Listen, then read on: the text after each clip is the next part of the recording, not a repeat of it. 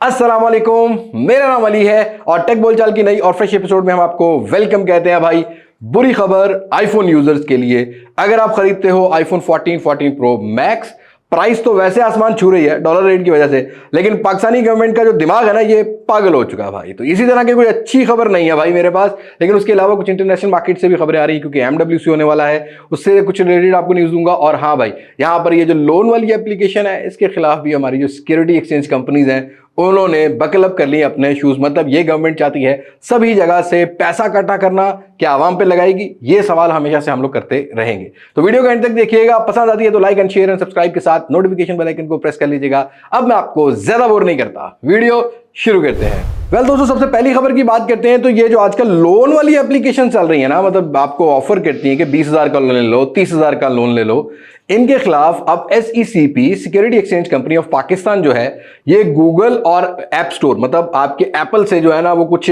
मुज़ाकरात कर रही है कि भाई इनकी जो प्राइवेसी पॉलिसी है उसको दोबारा से रीनेगोशिएट किया जाए या दोबारा से देखा जाए। ये जो लोन वाली कंपनियां हैं ये लोन देती हैं, ये किसी तरीके से कुछ करके भाग जाती हैं, कोई फ्रॉड कर लेती हैं, फ्रॉड बहुत ज्यादा हो रहा है। तो इसकी पॉलिसी लेके जो है ना वो इस दफा SECP कुछ नई पॉलिसीज लाने वाली है। और ये जो लोन वाली एप्लीकेशन होती है, एक बात याद रखना, आज के दौर में सगा बाप बेटे का नहीं है, बेटा बाप का नहीं है। आपको क्यों लोन देंगे भाई? अगर खुदा ना ख्वास्ता आप नुकसान कर बैठते हो, लोन देके आपको ये जहनी टार्चर देते हैं, तो भाई लोन से अच्छा ये कि मेहनत करो, कमाओ, मेहनत में अजमत है और उसमें आपको हलाल रोजी भी मिलती है। अब अगली खबर है वीवो की तरफ से। लोकल पाकिस्तान में तो वीवो क्या सारे ब्रांड्स नॉन एक्टिव चल रहे हैं, लेकिन भाई ग्लोबल मार्केट में अब काफी सारी लॉन्चेस होने वाली हैं, जिसमें वीवो की V सीरीज का V27 सीरीज के फोन आने वाले हैं। 1 मार्च की लॉन्च डेट सामने आ चुकी है। इंडिया की मार्केट में होगा, ग्लोबल मार्केट में लॉन्च होगा। वीवो V27 प्रो को लेके कुछ इंप्रूवमेंट्स नजर आती हैं जो अब तक रूमर सामने आए हैं। एक तो यहां पर आपको कर्व डिस्प्ले मिलेगा और साथ के साथ यहां पर आपको 120 हर्ट्ज का डिस्प्ले मिलने वाला है। पंच होल डिस्प्ले होगा। तो थैंक्स गॉड यहां पर प्रो वेरिएंट्स के अंदर कुछ ना कुछ वीवो इंप्रूवमेंट कर रहा है। बट ये एक रीब्रांडेड फोन है। लास्ट ईयर में वीवो की S सीरीज का कुछ 16 प्रो करके मॉडल लॉन्च हुआ था चाइना में, ये उसी का ही रीब्रांडेड वेरिएंट है। बिकॉज इसके अंदर भी हार्डवेयर डायमेंसिटी 8200 वाला मिलेगा। कर्व डिस्प्ले है, रियर पर सोनी का सेंसर 50 मेगापिक्सल का देखने को मिल सकता है। OS इसमें भी अवेलेबल होगा। बट राइट नाउ इसकी जो प्राइस सामने आ रही है इंडियन मार्केट की वो 42-43 हजार है। और इसको अगर आज की डेट में आप कन्वर्ट करेंगे ना पाकिस्तान की मार्केट में विद टैक्सेशन, तो वीवो का जो V सीरीज का प्रो वेरिएंट होगा वो भी आपको आगे चल के 1.5 लाख रुपए तक मिलने वाला है। तो टैक्सेशन के मामला पाकिस्तान में काफी खराब है। लेट्स सी इस दफा वीवो कैसे प्राइस को एडजस्ट करता है। वैसे ऑलरेडी वीवो V25 की अगर प्राइस की बात करते हैं तो वो भी 1,20,25 हजार तक पहुंच चुकी है, क्योंकि ई वेरिएंट 1,10,000 की रिटेल प्राइस में बिक रहा है। आपकी क्या राय है वीवो के V सीरीज के बारे में? आप कौन कौन सा फोन V सीरीज का यूज कर रहे हैं? अपनी राय कमेंट सेक्शन में जरूर शेयर कीजिएगा। वहीं MWC की बात करते हैं तो भाई Realme world fastest charging introduce करवाने जा रहा है। जी हाँ दोस्तों, आप लोग ऑलरेडी टीजर्स तो Realme के काफी सारे पेजेस पे देख चुके होंगे। Realme GT 3 करके मॉडल है जो कि 240 वाट की फास्ट चार्जिंग में लॉन्च किया जा रहा है। भाई इनसेन फास्ट चार्जिंग को इंप्रूव किया जा रहा है। और उसी तरीके से यहाँ पर कुछ Geekbench स्कोर सामने आए हैं, जहां पर सिंगल कोर्स की अगर बात करते हैं तो 1265 के मिल रहे हैं, और मल्टी कोर्स की अगर बात करते हैं तो 3885 के यहाँ पर आपको बेंचमार्क स्कोर देखने को मिल रहे हैं। दैट मीन कि इस फोन के अंदर स्नैपड्रैगन 8 Gen 1 या 8 Gen +1 वाला हार्डवेयर होगा, क्योंकि दोनों की तकरीबन क्लॉक स्पीड सिमिलर है, लेकिन हार्डवेयर के बारे में नहीं बताया जा रहा। और ये 26 फरवरी के अराउंड कहीं पर MWC में हमें देखने को मिल सकते हैं।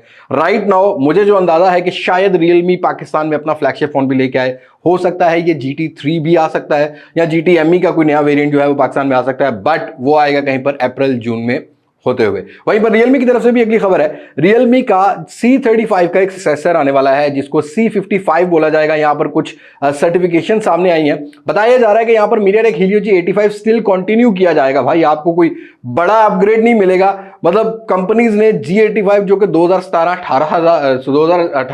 17, 19 और 20 में हमें मिड रेंज सेगमेंट में मिलता रहा है, अब ये कंपनीज आपको मिड प्रीमियम रेंज मतलब 60-70 हजार में MediaTek Helio G85 जैसा जो हार्डवेयर है वो आपको चिपकाने वाली है। बहरहाल ख्याल से रहिएगा, अपने पैसे लगाने आपने। बट मुझे लगता है कि अब जो प्राइस सेगमेंट की लड़ाई होगी पाकिस्तान में, वो लड़ाई होने वाली है ज्यादातर इंपोर्टेड फोन्स की। बॉक्स पैक फोन के अंदर कम लोगों को इंटरेस्ट रहने वाला है। और अपनी अगली खबर की बात करते हैं तो सैमसंग दी ब्रांड की तरफ से है भाई A34 और A54 फाइनली कहीं ना कहीं लीक इमेजेस सामने आ रही हैं। ये वो इमेजेस हैं जो रिटेल के लिए दिखाई जाती हैं और अब डिजाइन और अगर आप डिस्प्ले की बात करते हो तो ऑलमोस्ट सब कंफर्म हो चुका है कि यहां पर आपको ये चीजें देखने को मिलेंगी। डिजाइन S23 वाली सीरीज जो है S23 और 33 प्लस वाला वही आपको देखने को मिलेगा। रियर पर कोई भी कैमरा मॉड्यूल नहीं है, बस सर्कल शेप में आपको 3-4 कैमरास देखने को मिलेंगे। पंच होल डिस्प्ले इस दफा A34 में भी बताया जा रहा है, लेकिन कुछ पिक्चर सामने आ रही हैं जहां पर नॉच डिस्प्ले स्टिल कंटिन्यू करेगा A34 में सैमसंग।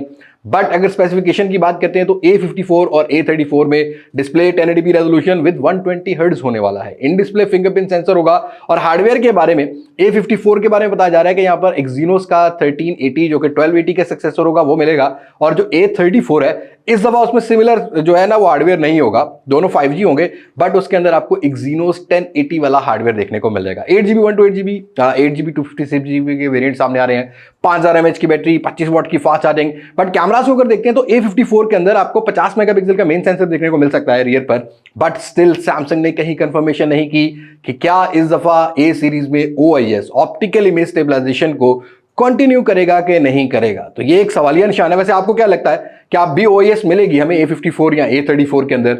अपनी राय कमेंट सेक्शन में जरूर शेयर कीजिएगा। बट मुझे ये लगता है कि OIS अवेलेबल होगा, बट जो प्राइस सेगमेंट होगी शायद S23 और S23 प्लस पाकिस्तान के मार्केट में लॉन्च ना किया जाए। अब A54 और A74 जो होगा वो आपको उस प्राइस सेगमेंट में मिलेगा। राइट नाउ अगर हम देखते हैं ना A53 की प्राइस वो 1,30,000 34,000 रुपए जो है वो कोट की जा रही है। दैट मीन के A54 1.5 लाख रुपए तक जा सकता है और वहीं पर A33 1,05,000 का है, तो A34 को भी आप सेम प्राइस सेगमेंट में एक्सपेक्ट कर सकते हैं और ये फोन मार्च एंड या अप्रैल में कहीं ना कहीं पाकिस्तान में आते हुए मिलेंगे।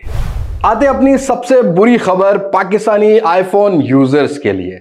देखो भाई, आईफोन लेना आसान काम नहीं है वैसे दुनिया में, पाकिस्तान में तो इम्पॉसिबल हो चुका है कि अगर आप आईफोन खरीदो और उसके अंदर आप पाकिस्तान का कोई भी लोकल नेटवर्क सिम जो है वो यूज कर पाओ, क्योंकि पाकिस्तानी गवर्नमेंट को यह लगता है कि आईफोन 7 लेने वाला बंदा भी बहुत अमीर है और आईफोन 14 प्रो मैक्स लेने वाला भी बंदा बहुत अमीर है। पता नहीं इस गवर्नमेंट की सोच को कब अकल आएगी, कब ये टेक इंडस्ट्री को पाकिस्तान में सीरियस लेंगे, ग्रो करने की कोशिश करेंगे। तो जी हाँ दोस्तों, एक और वार कह सकते हैं या एक और आप जरब कह सकते हैं कि टैक्सेशन की लग गई है आईफोन 14 यूजर के ऊपर। अभी फिलहाल आईफोन 14 प्रो और प्रो मैक्स के टैक्सेशन सामने आए हैं। इससे पहले जब ये टैक्सेशन लगाए गए थे, मैं एक छोटी सी चीज आपको रिमाइंड करवा देता हूं। 25,000 से स्टार्ट हुई थी गवर्नमेंट 2018 से, फिर करते करते 1 लाख तक आ गई। लोग फिर भी भर लेते थे, चलो यार कोई बात नहीं, 1 लाख रुपए टैक्स है, जो महंगा फोन खरीद सकता है वो लाख रुपए टैक्स भी भर सकता है। लेकिन अब तो भाई आपकी क्या कहते हैं, वो पेंट की बेल्ट भी उतार ली है और पेंट भी उतार ली है गवर्नमेंट ने। उसके बाद टैक्सेशन हमने देखा 1,30,000 35,000 पे रही है और अब भाई आपने अगर आईफोन 14 प्रो मैक्स लेना है तो 1.5 लाख से ऊपर का टैक्स है। जो प्रो मैक्स है, अगर आप इंटरनेशनल ट्रेवलर है, पासपोर्ट आपके पास है, 1,58,630 टैक्स बनेगा। लेकिन अगर आप पाकिस्तान के सिटीजन हैं, बाहर से नहीं आए, आपके पास कोई पासपोर्ट नहीं है, तो 1,87,600 कुछ रुपए आपको टैक्स पे करना पड़ेगा। मतलब जितने का फोन है उतना ही गवर्नमेंट टैक्स चार्ज करना चाहती है। सिर्फ किस लिए? सिम नेटवर्क चलाने के लिए। उसके लिए तो 2 लाख रुपए में 5 अच्छे फोन आ सकते हैं, 40-40 हजार रुपए के। पूरा घर फोन यूज कर सकता है, हॉटस्पॉट वाईफाई सभी यूज करते हैं, उस पर भी यूज कर सकते हैं। और इस तरीके से अगर 14 प्रो के टैक्स की बात करते हैं तो 10-10 हजार कम है। मतलब पासपोर्ट में मैंने बना के देखा था 14 प्रो का, कुछ अराउंड 1,47,000 के टैक्स बना था। बट ये टैक्सेशन बहुत ज्यादा है, गवर्नमेंट को भी अकल करनी चाहिए और खासकर पीटीए की और ये एफबीआर की जो कोलैबोरेशन है ना भाई, इसमें यूजर जो है ना वो अजाब में आ चुका है। मुझे नहीं लगता कि ये टैक्स अपनी प्राइस को जस्टिफाई करते हैं। अगर ये टैक्सेशन कम हो तो इंडस्ट्री भी आ सकती है। मतलब इस टैक्सेशन के बाद आप ये सोच सकते हैं कि पाकिस्तान में मोबाइल फोन इंडस्ट्रीज कैसे बिजनेस करेगी। मतलब ये सोच जाती है कि क्यों आएंगी इतना टैक्स भरने के लिए। ठीक है, दुनिया की 5वीं-6वीं बड़ी आबादी है, बट स्टिल इतना टैक्स किसी भी कंपनी, किसी भी यूजर के लिए बेरेबल नहीं। तो भाई MWC में Xiaomi भी कुछ करने जा रहा है। मतलब अपनी 13 सीरीज के कुछ ग्लोबल वेरिएंट लॉन्च करेगा। बट मेरे लिए एक फेवरेट चीज ये आ रही है कि जो 13 सीरीज का 13 लाइट करके मॉडल होगा, ये एक इंटरेस्टिंग मॉडल हो सकता है। अभी कुछ NBTC सर्टिफिकेशन सामने आई हैं।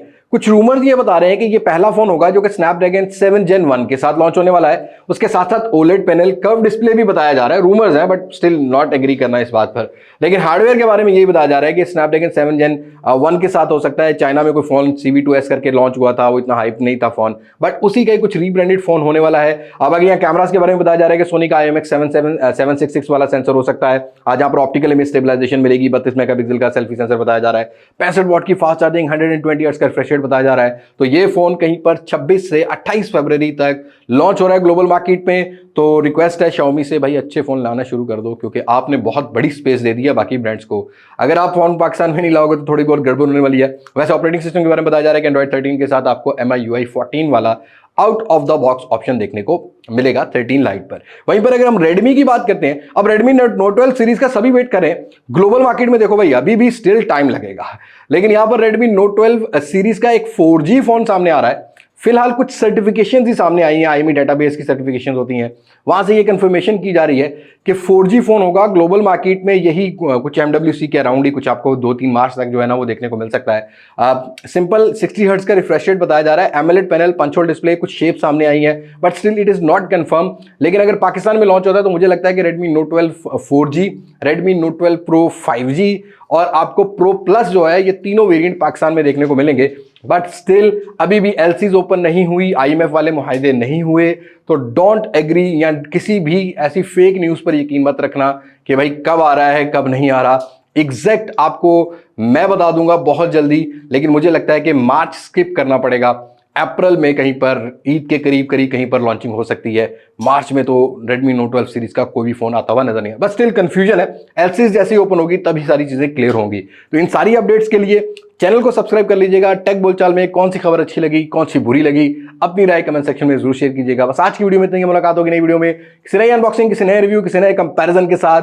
क्वेटा ग्लैडिएटर के आज हम सपोर्टर हैं। पाकिस्तान जिंदाबाद। टाटा, बाय बाय, अल्लाह हाफिज।